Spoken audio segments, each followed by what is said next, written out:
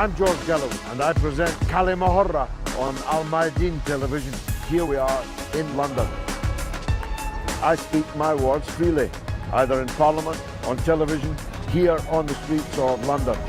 كلمة means free word. That's what I speak. So كلمة is a two-way conversation. Check it out on Mayadeen television. Welcome to كلمة with me, George Galloway, on Mayadeen television, coming to you from London, but discussing the Black Sea. Why, you say? Well, only in June, the Royal Navy engaged in a clear provocation to try and draw the Russian defences around Crimea into action.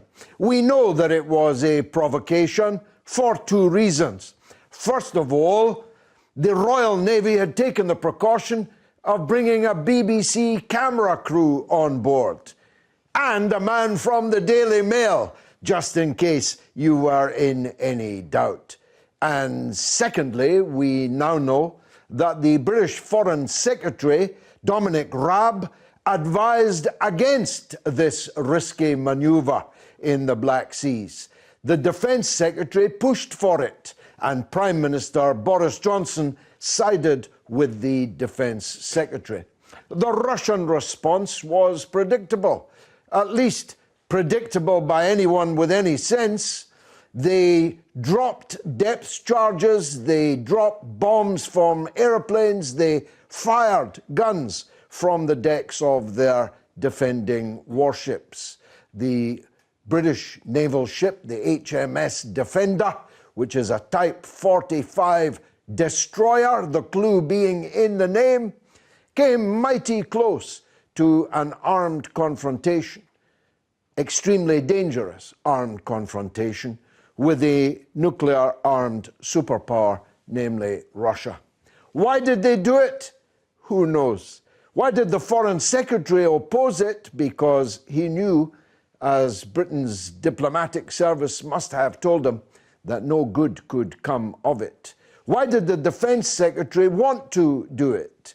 He did because in a few months there will be international war games involving the United States Navy, the British Navy, and the mighty Navy of the Netherlands, who will be engaging in exactly the same kind of provocation. So it was, in a way, a practice run. Anyway, enough from me. I'm just the enthusiastic amateur here. I'm joined, as always, by my guests who are seasoned professionals and distinguished experts, starting with the former Mayor of London, twice Mayor of London, former Labour Member of Parliament, sat in Parliament with me and one of our other guests, our third guest not yet been elected to Parliament. But we'll start with the former Mayor of London, Ken Livingstone. Ken, what was this all about? Am I right to describe it as a provocation? Absolutely, and we've had this all our lives. I remember going back through the Cold War, incidents like this again, because a Prime Minister wants to be seen as this strong, powerful person, and it usually, sadly, boosts their ratings in the polls. But what makes me so angry about this is the British public aren't told the truth. The simple fact is Russia took control of the Crimea because 90% of the people living in Crimea were Russians. Crimea had never been part of Ukraine until 1955, when the then Russian leader, who was actually a Ukrainian himself, Khrushchev, he changed the borders. Now, that didn't make a great deal of difference then because they're all in Russia. But now, I think the simple fact is, if the people of Ukraine have got to accept the fact you can't take over and control a completely different community. It's like you just think all around the world, we've screwed this up. And you think of the Kurds. When Britain and France, after World War I, carved up the Middle East, there was the Kurdish nation, but they were carved up into 4 separate countries and denied. And so all the history of Western imperialism has been about screwing everything up for our own interests. Well, not the interest of the public, but the large corporations. And of course, the only reason there was any question of the people of Crimea voting to adhere to Mother Russia was that the West had sponsored a violent coup d'etat in Ukraine, which drove out the elected government and promptly, its first act actually, promptly declare Russian to be no longer an official language in the state. So I guess these people in Crimea could see what was coming if they remained. And it's happened again and again. I mean, Britain has often supported America in overthrowing democratically elected regimes because they're progressive and they're opposing American imperialism. And this has just gone on all over the world and all through our lives. And I just think Britain should keep out of getting caught up in America's foreign policy. Jacques Arnold, we were all together, I think, in Parliament. You were a Conservative. You are, I don't think I'm insulting you by saying you are a fervent monarchist. I'm guessing you're backing the Royal Navy on this occasion. Because Crimea was a country or an area that the Moscow government decided to switch to Ukraine, but not before they had kicked out into the camps of Siberia the original Tatar population, and completely changed the matter, and they transferred it to the Ukraine, which quite naturally the area developed along with the remainder of Ukraine until this unwarranted Russian invasion, no doubt encouraged by their need for the port at Sevastopol. But to say... Well, the Navy has always been there, of course. Yes, because of course it was the inheritance of the ancient ships of the Soviet Navy. When the Ukraine separated from the Russian Federation, thanks to 1955 and the machinations of the Stalinist regime, the population had changed, and it was in the Ukraine rather than in the Russian Federation. Now, Ken Livingstone says the Prime Minister always wants to look strong and so on, but how strong do you look sending one destroyer, which the Russian Navy could have sunk with great ease? But that's precisely the point. The ship was in transit between the Ukrainian port and the Georgian port. It took the short route through Ukrainian waters. The fact that against the wishes of the United Nations and most not the United Nations, most worldwide, because Russia would exercise a veto. That's why. Well, I just want to correct you. It's anyway, not those waters Nations. are Ukrainian. They're not recognised by Britain and, let's say, most other worldwide countries. Mm-hmm. The ship was making a short transit, but quite frankly, if you tussle with one of these modern destroyers, it will be quite interesting to see what the result might have been. Thank God we didn't have to wait to have a result. What do you think might have been the result? Are you really prepared for war with nuclear superpower Russia over the right to send ships across the Black Sea? I don't think it would come to nuclear war, and it didn't come to nuclear war, and that was well, war at all. Are you prepared to fight Russia for this right? Specifically the point.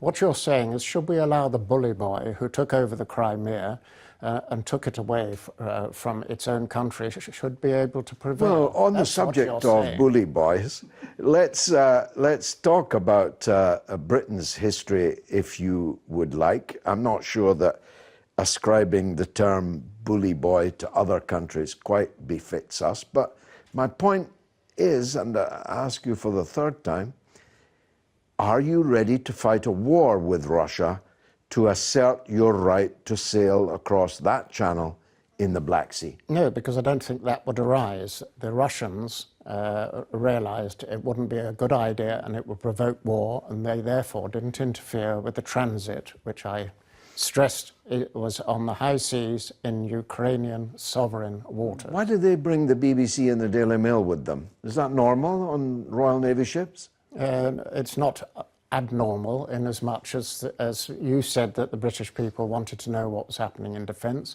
That's precisely how they do know, by journalists being present who are not necessarily popular with the crew, but it's a necessary thing in a democracy. Can you imagine the Russian forces allowing the media in and broadcasting to the Russian people? Actually, they do all the time, but never mind. Ella Rule, you are a communist, in fact, the chair of the Communist Party here in Britain. I'm assuming, maybe wrongly, that you take Russia's point of view on this? Oh, certainly, yes. There's so much been said, but one thing that certainly struck me, you know, if 90% of the population decided to go back to Russia, why would we not respect that view? You know, I was thinking that if Scotland, by a single vote, decides to leave the UK and to be part of the EU, we would respect that. But if it's Russia or a country that's been labelled as an enemy, then acquires a territory by a 90% vote, then you have to say, oh, well, we don't recognise that. Well, why would we not recognise it? And as you quite rightly said, it happened after a democratically elected government in Ukraine was overthrown by a coup that was paid for, sponsored by US imperialism and its allies. And that being the case, I mean, you know, why would one interfere with what was a democratic decision? I'm just astonished. I really am astonished that people would be so brazen about that. With regard to Russia, I was thinking, in our garden, we have a fox that comes and visits regularly, and it likes to sun itself in the sun. And recently, 2 magpies have been coming to peck at it and irritate it. And this struck me as very much the same. There's Russia sitting there, and these little countries like Ukraine and Britain come along and have a little peck. Well, the fox, most of the time, takes no notice. Every so often it gets fed up, wags its tail, and then the birds all fly off. And I really think this is what's happening here. Of course, it's not quite as simple as that. It's not, you know, little people trying to show how big and brave they are. They've definitely been put up with to it by the United States, and it's in anticipation of war games that are going to be taking place in the Black Sea, as you quite rightly say, in the not too distant future. And another issue to take into account is what this defender was doing in the area. It had been in Ukraine and was the venue for a signing ceremony where our British industry was mobilised to provide warships for the Ukraine at a cost of several £billion. And isn't it lovely to think how many British jobs that would have saved, you know? So really, this is the context. It is, the point you make is not extraneous. It is rather odd, having walked out of the European Union and endured the enmity of 27 European countries, that we seem to be trying so hard to alienate further, not just Russia, but Russia and China at the same time.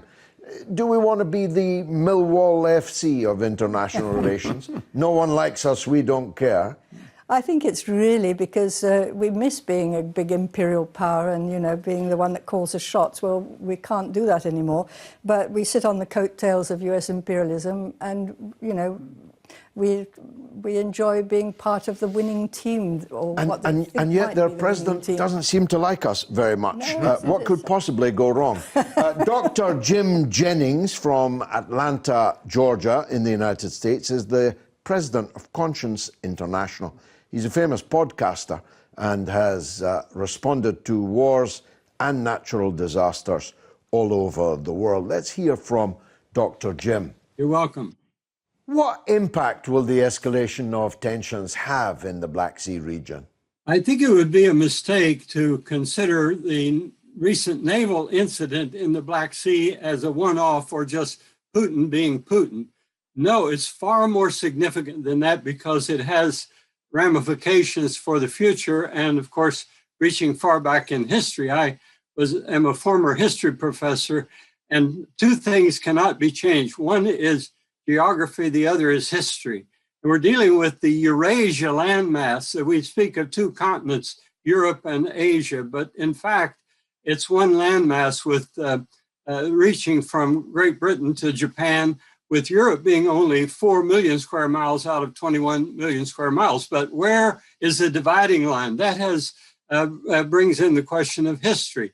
The last 3 centuries have not been very good to this region because of the conflict over where the eastern line to divide Europe from Asia will happen. And that's complicated in our day by the oil and gas reserves in the Black Sea and Caspian Sea basin. So it's very, very significant. You go back to the 19th century, the Congress of Vienna in 1815 tried to put a line there, and it lasted for a while. World War I, the Battle of Gallipoli, World War II, the Great Battle of Stalingrad, were concentrated in this general region. Why? Because of the great oil reserves. Europe is thirsty for oil, like a baby denied suckling at its mother's breast. The prosperity and life of Europe is dependent on the oil and gas that comes from spheres controlled by Russia.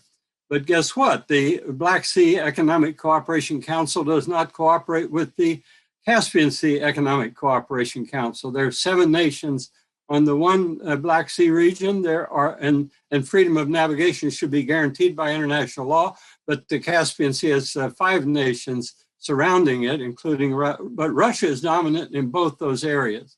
And so all the oil pipelines that have been negotiated and developed over the last 20 years, and they're not finished, are about the prosperity of Russia, the prosperity of Europe, and the prosperity, in a way, of the United States as well. So that entire region is fraught with history and historical consequences. And of all the places on Earth which are important for the coming 2 decades, economically, in terms of politics and risk of war, this region of the Black Sea, Caspian Sea, the South China Sea, and the Persian Gulf are the 3 greatest dangers. Could this be Britain just asserting itself on the world stage after Brexit?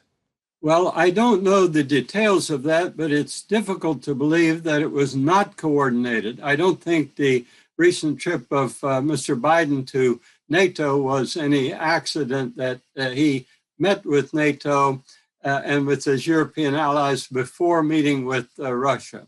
So there are things going on at the level of the U.S. military councils. I'm speaking particularly of the Pentagon now, that I think are relevant to this whole discussion. One reason is that the United States has recently withdrawn its troops from Afghanistan. Why did, after 20 years, the U.S. want to withdraw suddenly from Afghanistan? That's an unwinnable war, of course, but there may be a reason that there are far more important areas of the world to defend, with the U.S. Naval strength and military strength and coordination with NATO. Does this incident escalate the Russian-Ukraine standoff?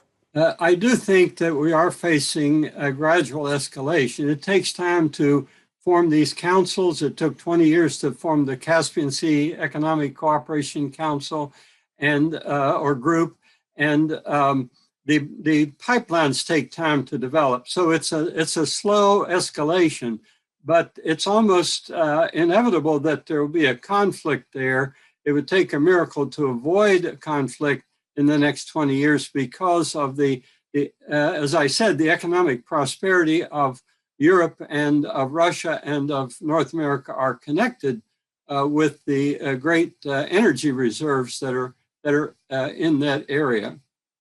Was this a deliberate act of provocation by the British and American governments? It is that the NATO alliance, which originally consisted of 14 nations and is now 28 nations, has been pushing eastward against Russia since the fall of the Soviet Union. And that scares the Russians, and they insist on pushing back. So in a way, Putin is correct to push back, but Ukraine is in the middle and the most important issue. Crimea has already been seized in 2014 by Putin, and nobody did anything to stop him because it's in his sphere of influence. Eastern Ukraine is under assault by Russia. So whose fault is it? Well, it always starts with somebody doing something, and Ukraine wants to be in NATO to save its life, and the Western Alliance wants to add NATO, but not at the expense of fighting Russia. So both sides are to blame, and that's how wars start. And finally, are you optimistic about tensions calming down in the near future? I am what somebody has called a pess-optimist. I'm both pessimistic and optimistic. In the short term, I'm optimistic because I don't think anybody's so foolish as to start something right now. They're not ready. But something is happening. And in the long term, I'm pessimistic. As I said, I don't see how in the next 20 years a major conflict can be avoided in that region. We in the U.S. Academics for Peace hope for peace, and we work for it, but I wouldn't put any money on it. Wow. We'll get reaction to all of that after the break. Stay tuned.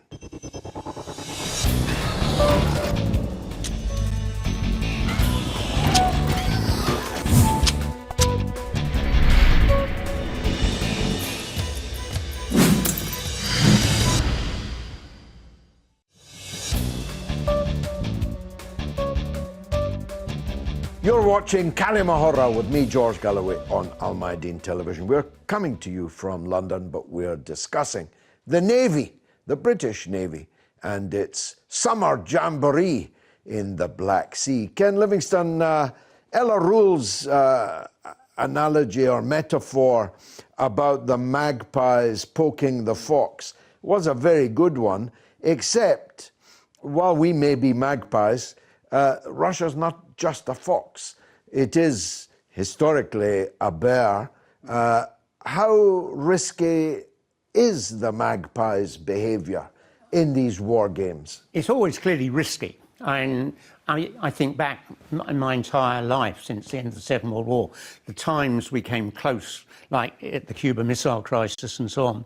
The trouble is that Russia's not really in a position where it can trigger that, because right the way through all this three-quarters of a century, America's military stockpile dwarfs what was the Soviet Union and is now Russia. I mean, Russian leaders, whether they were communists or now Putin, know if they launch an attack on America, they're going to get smashed, and that's the reality. And so most of the conflicts that we've come close to have been around, colonial issues, like when Britain and France back in 1956 invaded Egypt and so on. All of it is about our financial interests, control. I mean, all these involvements in the Middle East, it's about oil.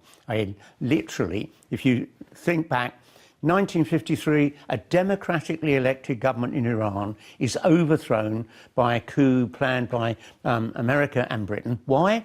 Because that government had nationalised their oil, and that had been taken over from British and American firms. That's what it's all about. It was, to overthrow a democratically elected government because they take control of their own economy, it's outrageous.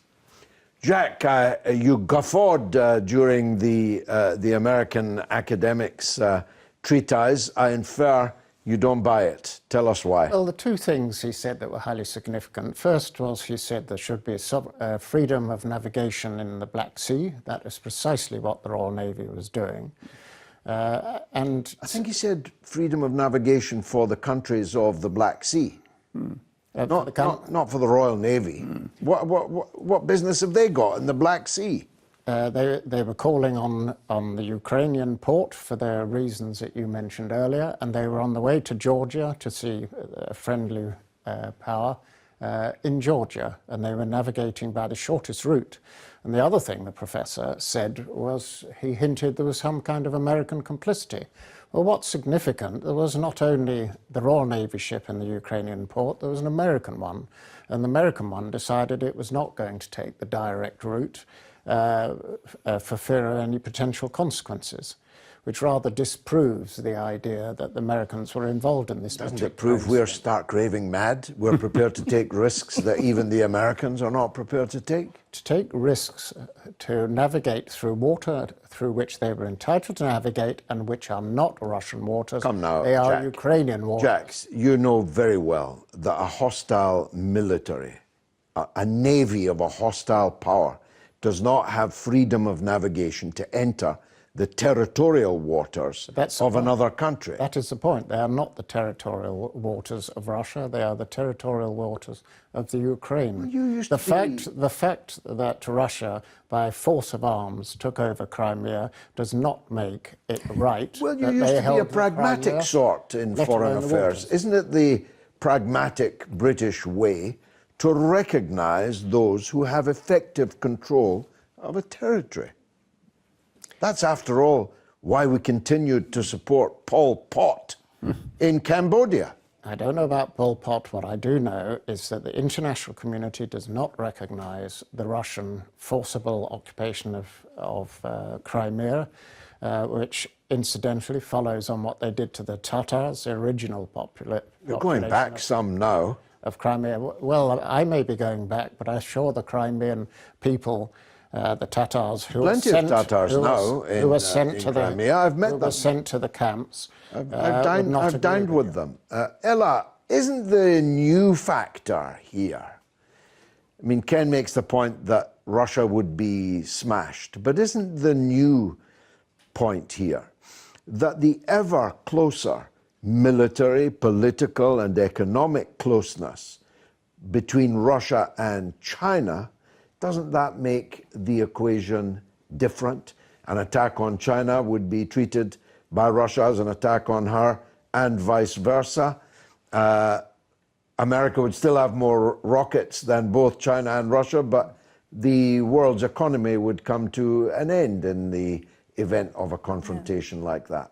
Yeah, I mean, I think alliance between Russia and China is the biggest guarantee of peace, because it really would be very dangerous to try and attack them. But the necessities of the situation. Before the First World War, it was realised how suicidal it would be, to go to war, how expensive, and lots of people opposed it and said it would never happen. But the despair felt by the powers that went into that war, that if they didn't do that, they were dead, that was what drove it, even though it was the most ridiculous thing in the world to do. And I think this is the situation we find ourselves in now. The rising economic power of China is seen as a threat to all the various multinationals that have been making massive profits. And here's China coming along and beating them at their own game. They don't like it. And the very valid points made by the speaker from America about the oil and the need to control those very essential commodities that the wealth of the world depends on. And so you get Britain, America, all these countries coming out of the pandemic. They've outspent themselves. There's going to be massive inflation. It's going to cause economic chaos. And this is the kind of situation which drives people mad and drives them to war. And this is why I would agree with the analysis that, unfortunately, a war is likely to happen unless we can persuade people not to support any such thing. Point out that China's not threatening anyone militarily. Russia's not threatening anyone militarily. It is not in their interest to have a war any more than it is ours. But there are sections in our society that are desperate for war, but that doesn't really apply to them. And I think what we need to do is to get people to say, well, we will not have a war. And we've recently been looking at the pictures of what's happened to poor old Gaza being bashed to smithereens. Do we really want that to happen to our English cities? Well, we don't. We keep out of war. Nobody wins a war except those people who stay out of it. You see, what this is about is China's economy is growing so dramatically, it's on course to overtake America, become the largest economy in the world.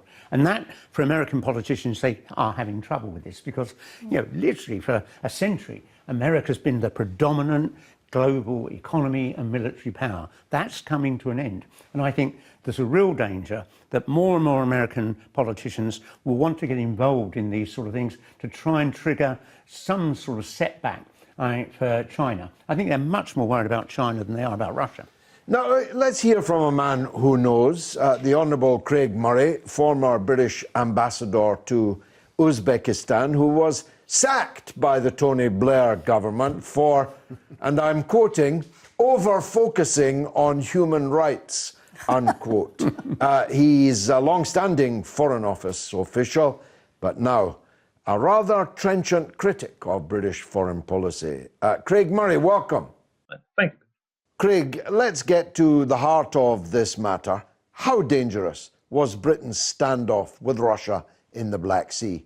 Well, I think you could certainly say it's extremely foolish, reckless, misguided, and obviously could lead to a live fire situation where people could get injured or killed, and you're doing that in a war zone where these things can escalate. So I don't want to exaggerate the chances of actual hostile action happening. It's maybe unlikely because the military, by and large, are quite adept at handling such situations. But it's a risk you don't need to take. And of course, other than the immediate risk, there's what it does to international relations and why you are trying to start a new Cold War and to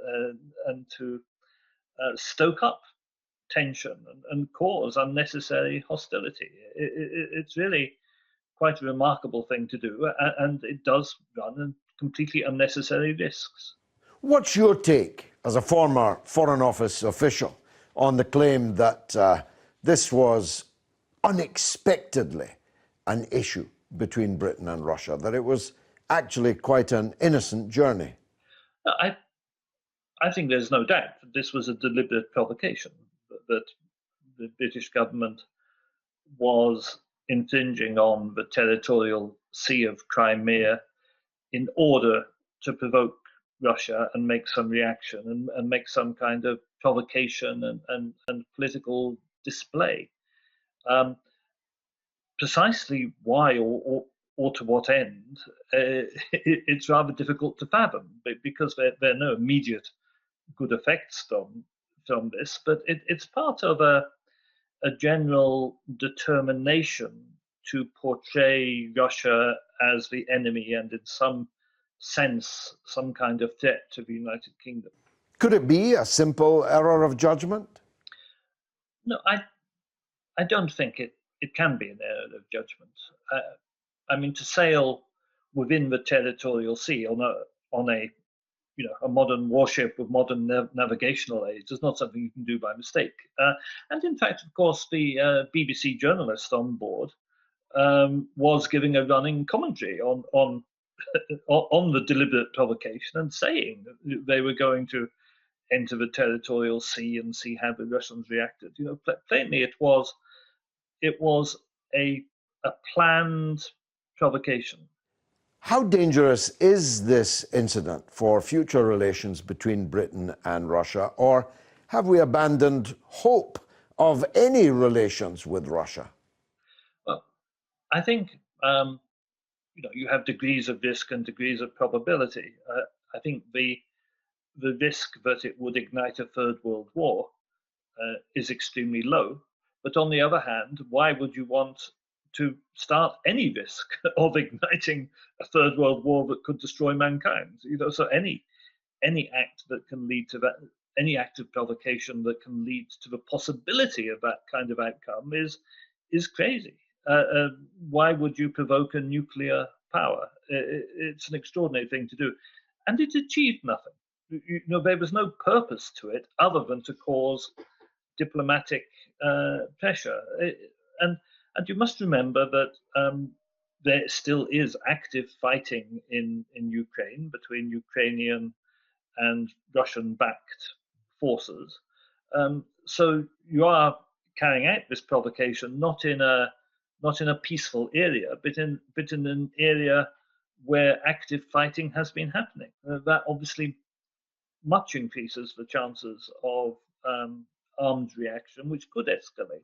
So plainly, I think, you know, it's very easy to say, oh, it could lead to nuclear war and exaggerate that danger. It's a low risk, but why would anybody want to take any risk at all of such a thing? Could the incident be interpreted as Britain merely seeking to assert itself on the world stage? I think the governing classes in the UK, let me put it that way, and particularly the military and the security services, they need an enemy. They always need to have an enemy to justify the vast sums of money put into the armaments industry, put into the military, put into the security services. And you know, the truth of the matter is that the United Kingdom, Great Britain, doesn't actually have an enemy. There is no country on this earth that is considering invading the United Kingdom. There is no country that wants to go to war with the United Kingdom. Russia has no intention whatsoever of invading the United Kingdom. In that situation, it's quite difficult to justify the billions and billions and billions of so-called defense spending when there's nothing to defend against.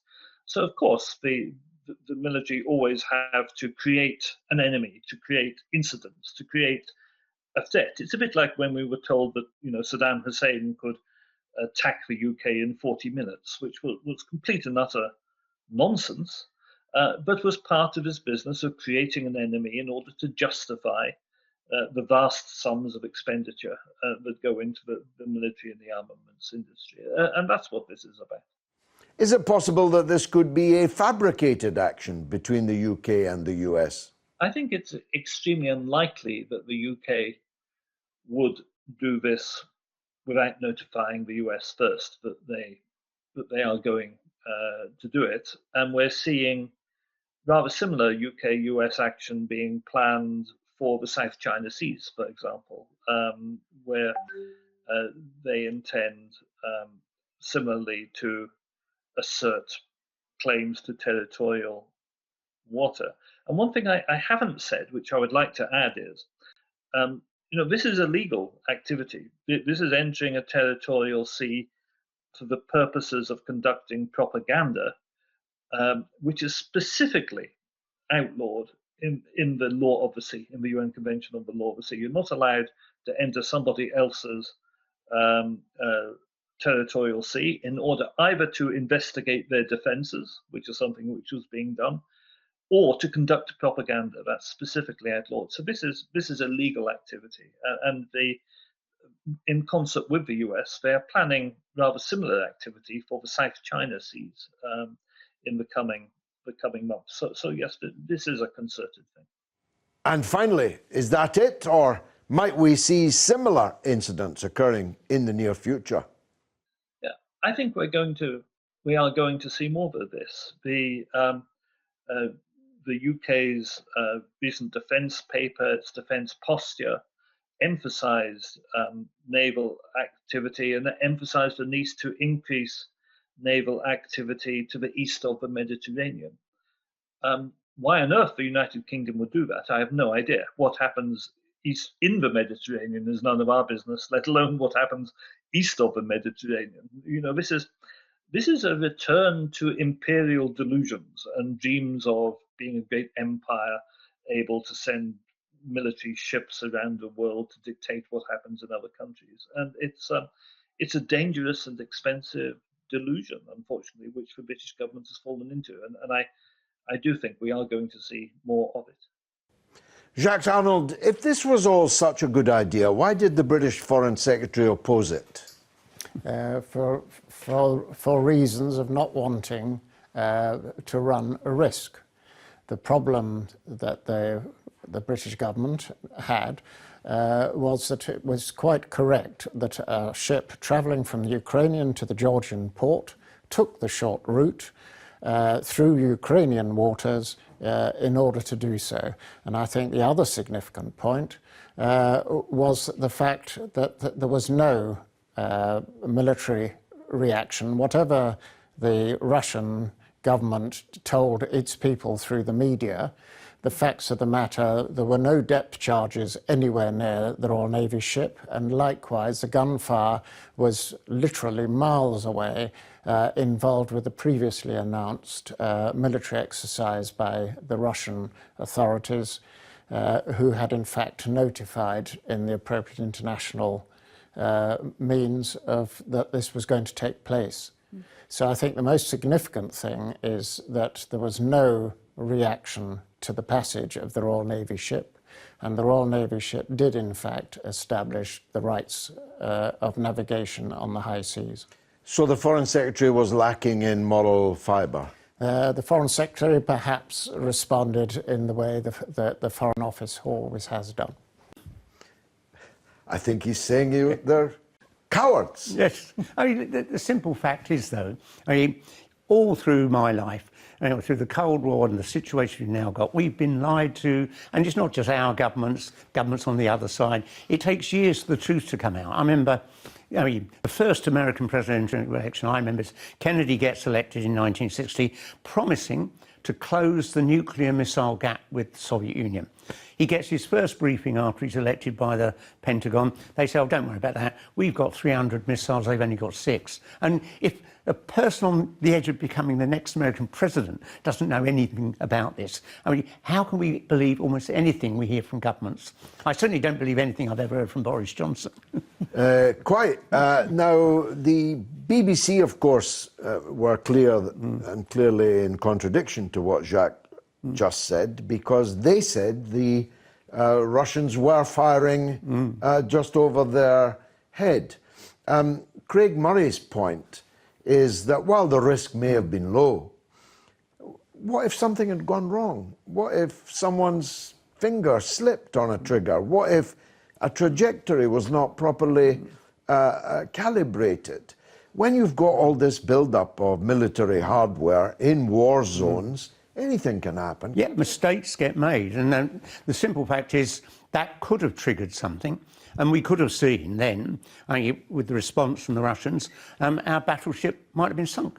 I mean, that would be something rather difficult for the government to come to terms with. But what's going to be our response? We're going to go to war with Russia? No, we're not. We just should keep out of all this nonsense. There's always a risk. And it might not be a catastrophic risk that's going to tip us into war, but it's putting the lives of our soldiers and sailors out there at risk.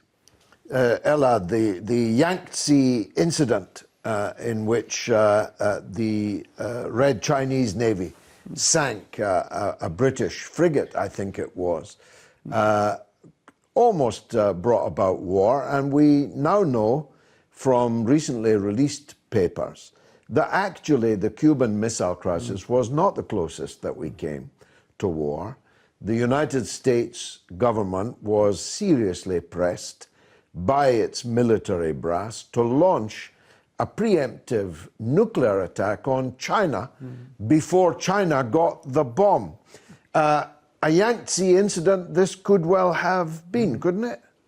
Yes, I'm afraid it could have done, but I think Putin is a person of enormous sang-froid. He's not going to get himself panicked into doing anything crazy. And I think this is why it was unlikely that anything would happen. Now, what they have done, what Russia has done as a result of this incident, to say, well, don't try it again.